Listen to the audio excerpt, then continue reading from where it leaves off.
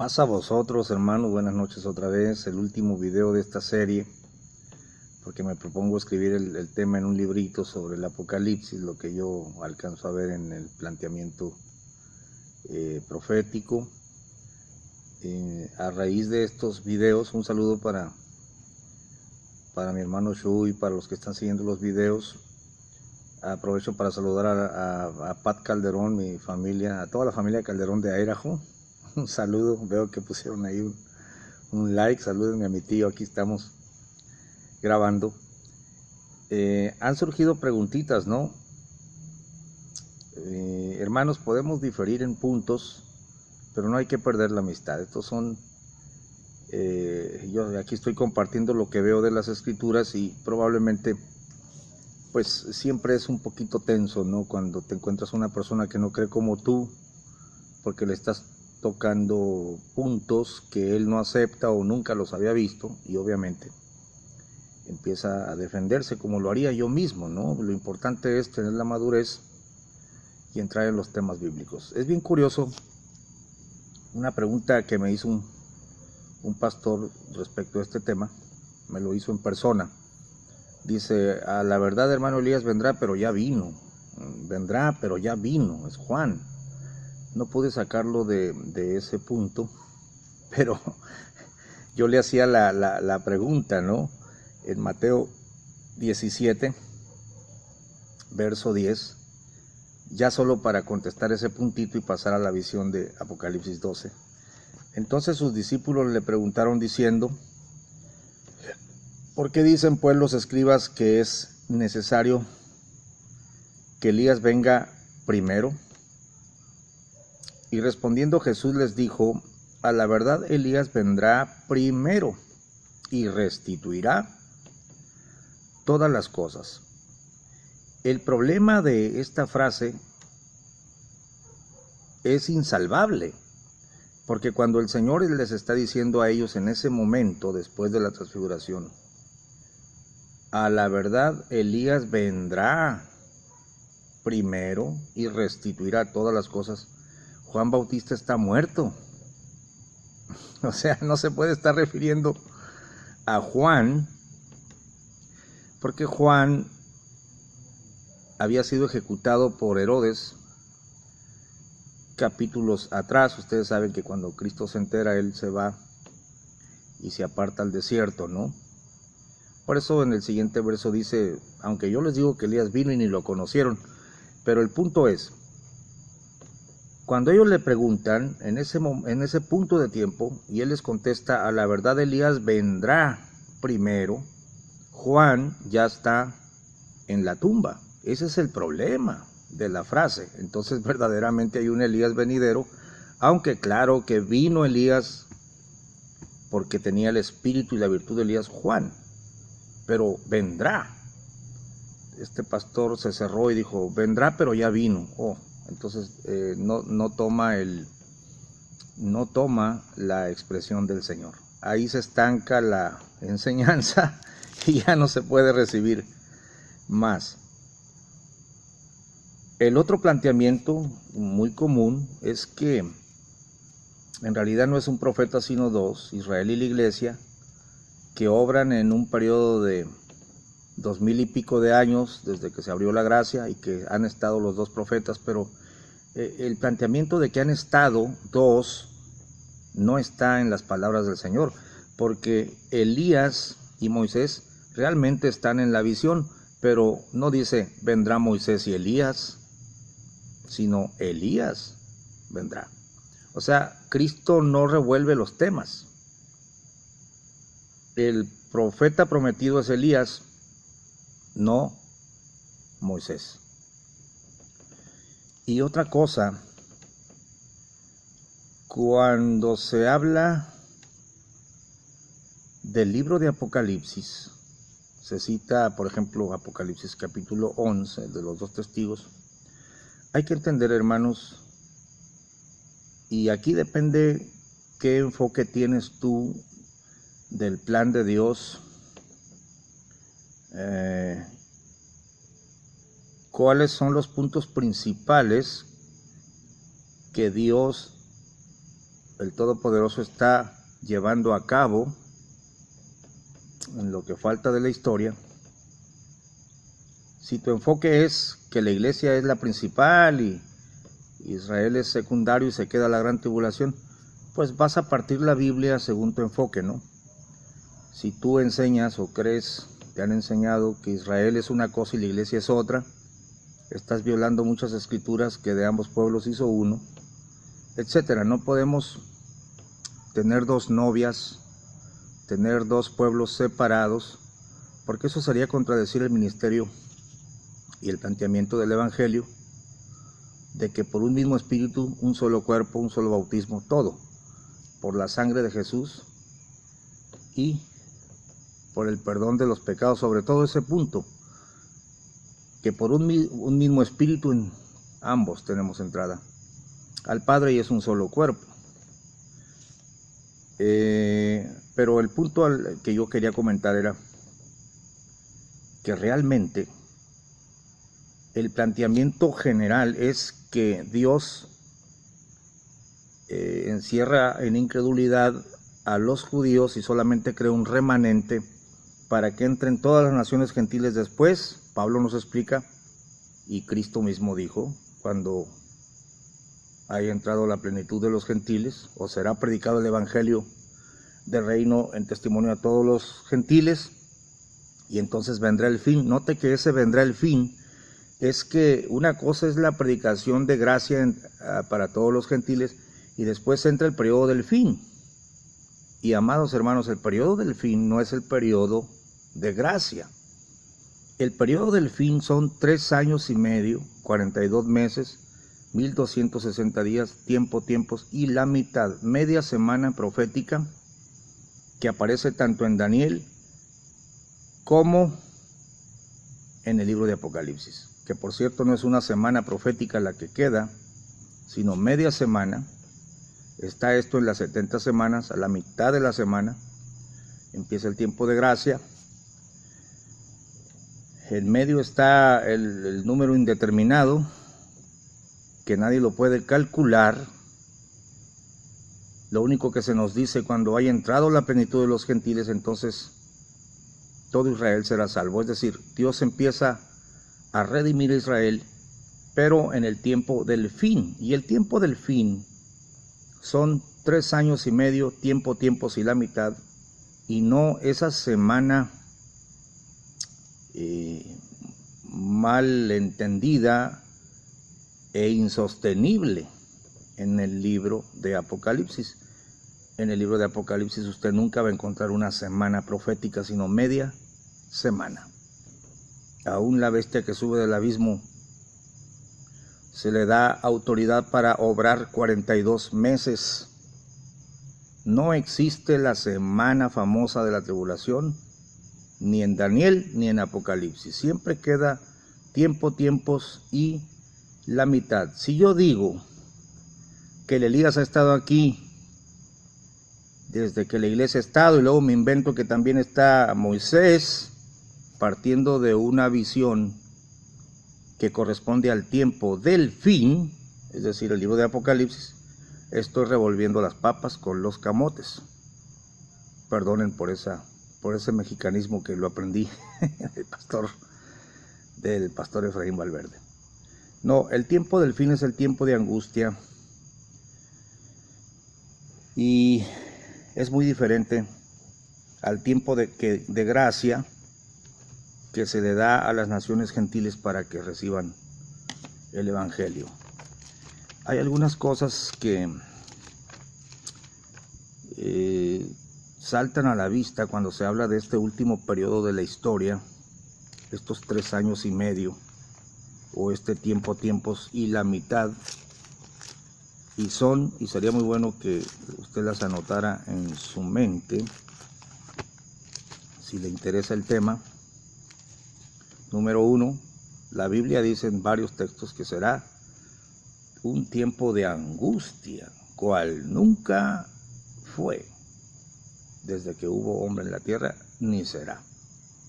Es un tiempo terrible, es un tiempo excepcional, es un tiempo irrepetible, donde muchas cosas van a suceder extraordinarias.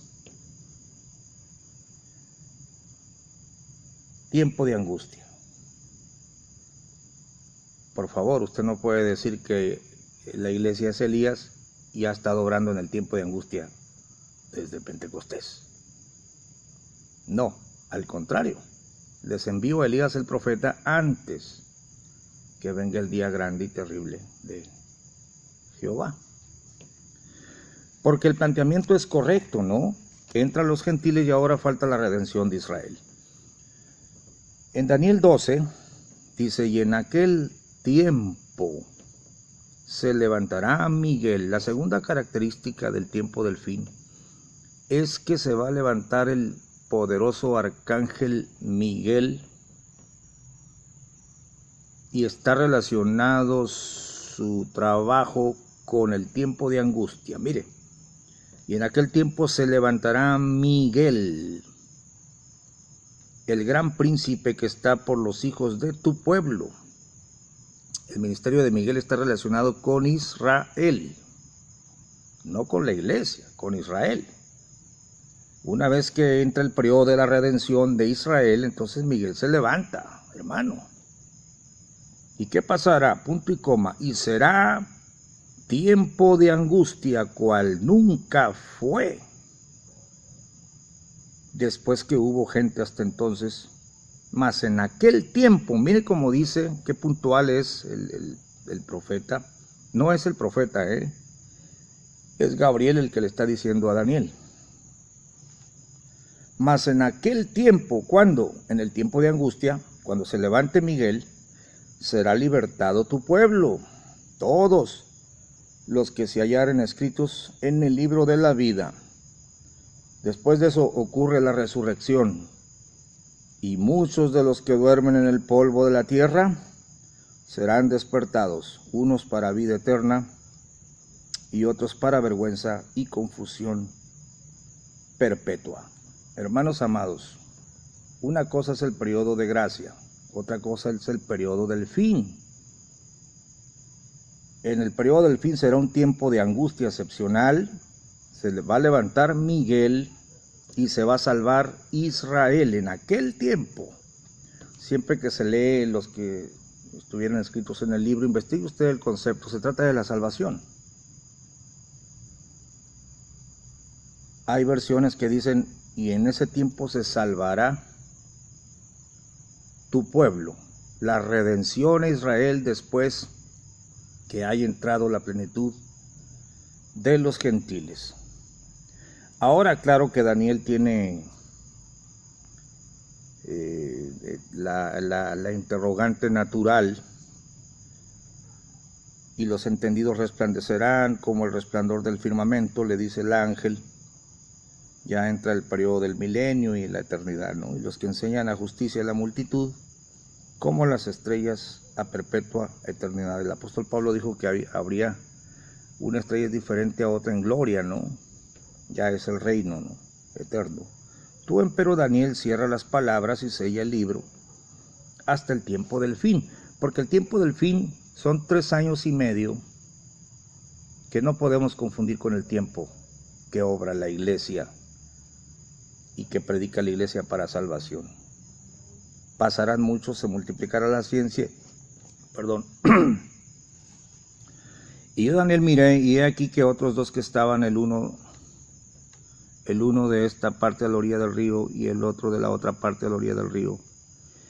Y dijo uno al varón vestido de lienzos que estaba sobre las aguas del río, ¿cuándo será el fin de estas maravillas? Mire, ¿cuándo? Siempre el cuándo. Porque hay veces, hermanos, que tenemos un planteamiento equivocado, haciendo énfasis en lo que no debemos. Punto número 1. Y punto número 2, todos queremos saber el cuándo. Es la parte más difícil, ¿no? Pero hay cuándos que nos están vedados, porque siempre que se dice cuándo, no es para que te pongas a hacer cálculos tantos años y digas, yo conozco cuándo va a venir el Señor. No te metas en esos problemas, porque vas a ser avergonzado. Y oí al varón vestido de lienzos que estaba sobre las aguas del río, el cual alzó su diestra y su siniestra al cielo. Miren, va a contestar el cuándo. O sea, el cuándo del tiempo de angustia. ¿Cuándo será el fin de estas maravillas que me acabas de decir? Y entonces él jura, y juró por el viviente en los siglos, que será por tiempos y la mitad. Ese es el periodo de la gran tribulación, el periodo de angustia, el periodo cuando Miguel se levanta y causa estragos en todas las esferas. Y cuando se acabare el esparcimiento, aquí hay una palabrita un poquito arcaica, el esparcimiento del escuadrón del pueblo santo se refiere a Israel. Todas estas cosas serán cumplidas. Hay versiones que dicen cuando el poder de Israel sea completamente abatido, ¿no? Después entraremos en esos detalles. Y yo oí, mas no entendí, dice Daniel, y dije, Señor mío, ¿qué será el cumplimiento de estas cosas? Y dijo, anda, Daniel, que estas palabras están cerradas y selladas hasta el tiempo del cumplimiento. Por eso tenemos fe que el Señor nos va a dar luz para entender estas cosas, porque estamos muy cerquita de la redención de Israel.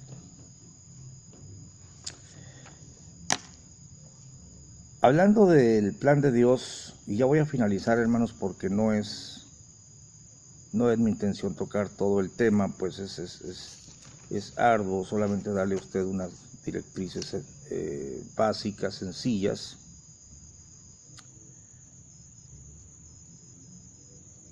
Cuando el Señor viene a dar su vida, todo está puesto tan claro en el plan de Dios. Dios escoge a un hombre llamado Abraham y le dice que en sus simientes serán benditas todas las familias de la tierra. Pablo después dice que esa simiente es Cristo, que trae salvación a judíos y gentiles. El plan oculto que Israel no sabía y batallaron para entender, que todas las naciones entrarían en un periodo de gracia y que al final, hasta que entraran todos estos, todo Israel sería salvo. Pablo dice, este es un misterio. Con lo cual, quiero reiterar una vez más, el plan de Dios y el discernimiento del libro del Apocalipsis, el eje del plan de Dios y de todos los sucesos, es bien sencillo. Salvación a judíos y gentiles, todos los que han de entrar por la sangre del Cordero, porque no hay otra forma de entrar. Ese es el eje, la motivación, el meollo del plan de Dios. Claro que la iglesia lo que ha hecho es apropiarse de la Biblia, desechar a Israel, y en esto hay niveles de comprensión. Ellos están desechados, dicen uno. Otros, el Israel ese no es el Israel, sino el Israel espiritual.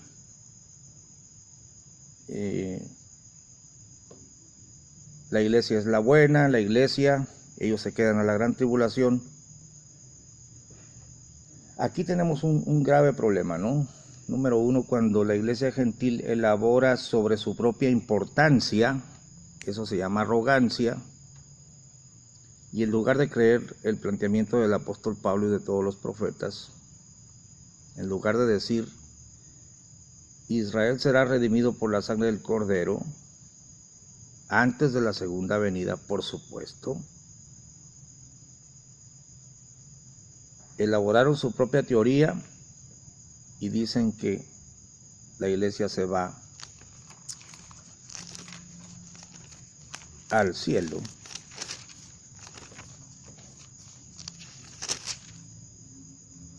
en Apocalipsis 4:1. Por favor.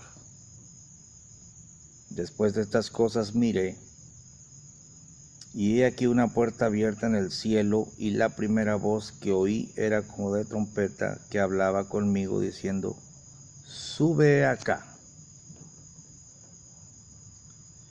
y yo te mostraré las cosas que han de ser después de estas. No hay en el texto nada que te diga, es el arrebatamiento. Porque varias veces a Juan le van a decir, ven para acá, vente a este monte alto, sube allá, ve para allá.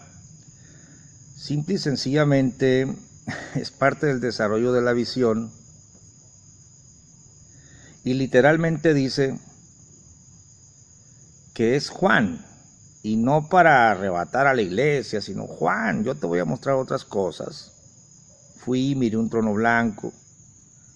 No se puede desmembrar lo que dice la Escritura para tratar de insertar ahí una teoría, que porque aquí la iglesia se va en el rapto, a las bodas, cuando en la misma visión queda muy claro que hasta Apocalipsis capítulo 19, verso 7, la iglesia apenas se está poniendo el vestido para las bodas.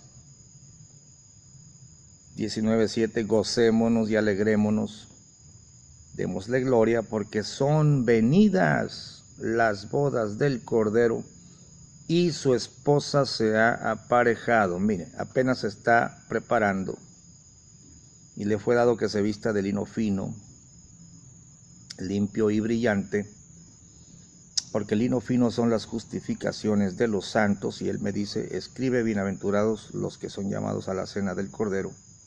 Y me dijo, estas palabras son fieles y verdaderas. No que se había casado pues acá, en las bodas en 4:1. Por favor, 4:1 no dice nada de bodas, no dice nada de la iglesia. Es Juan el que lo están trasladando de una esfera a otra para poder ver. Pero lo que te estaba diciendo, la iglesia predica su propia importancia. La Biblia dice, en cambio, que Israel será redimido después que haya entrado el último de los gentiles. ¿Y cómo puede haber redención después de la segunda venida de Cristo? Tiene que ser antes. ¿Cómo puede derramarse el Espíritu Santo? Esta es una cosa, hermanos, totalmente contradictoria. Porque el derramamiento del Espíritu Santo es para la cosecha, tanto para la siembra como para la cosecha del Evangelio. La lluvia temprana y la lluvia tardía. Y Zacarías capítulo 12 dice que se va a derramar, el último derramamiento del Espíritu Santo en la tierra va a ser en Judea.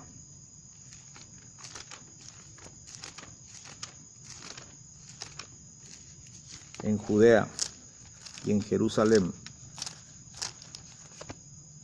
Aquí concluyo el video.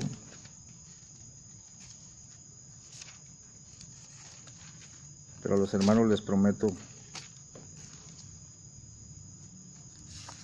compartirles el librito que voy a escribir.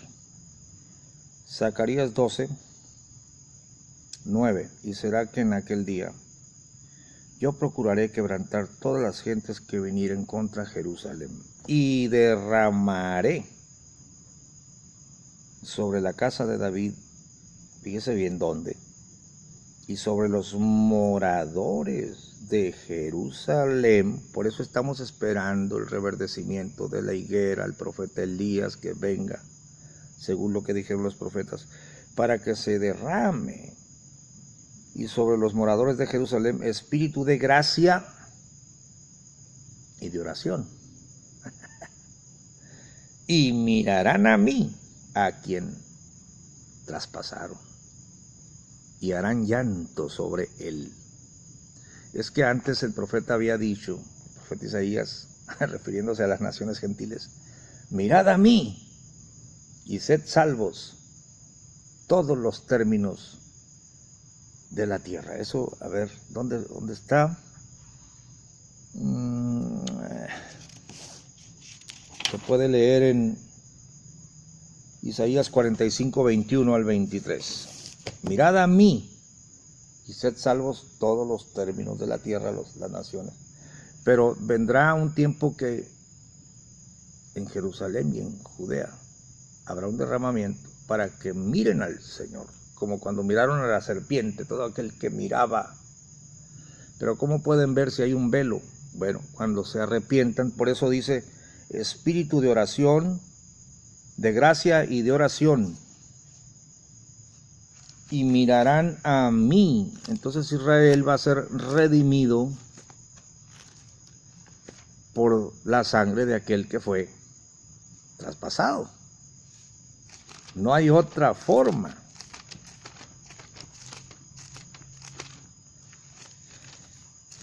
De ser redimido. A ver, perdí la cita, hermanos. Y harán gran llanto sobre él. Se van a entender que el crucificado era el Mesías. Se van a arrepentir.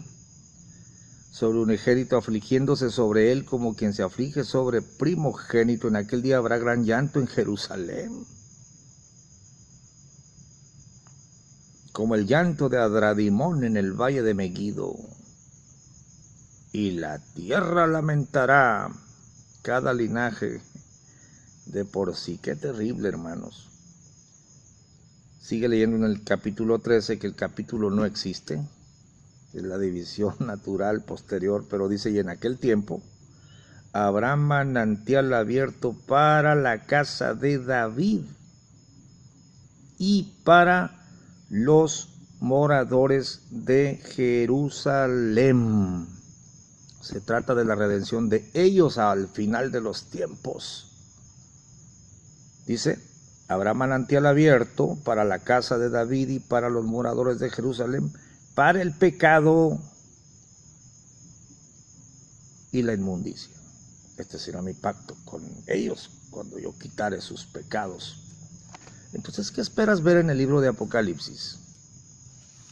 Una iglesia gentil que se da excesiva importancia, arrogante, desmembrando el planteamiento del gran apóstol a los gentiles que nos explicó este misterio, que concuerda perfectamente con la redención de Israel que hablaron los santos profetas de Dios.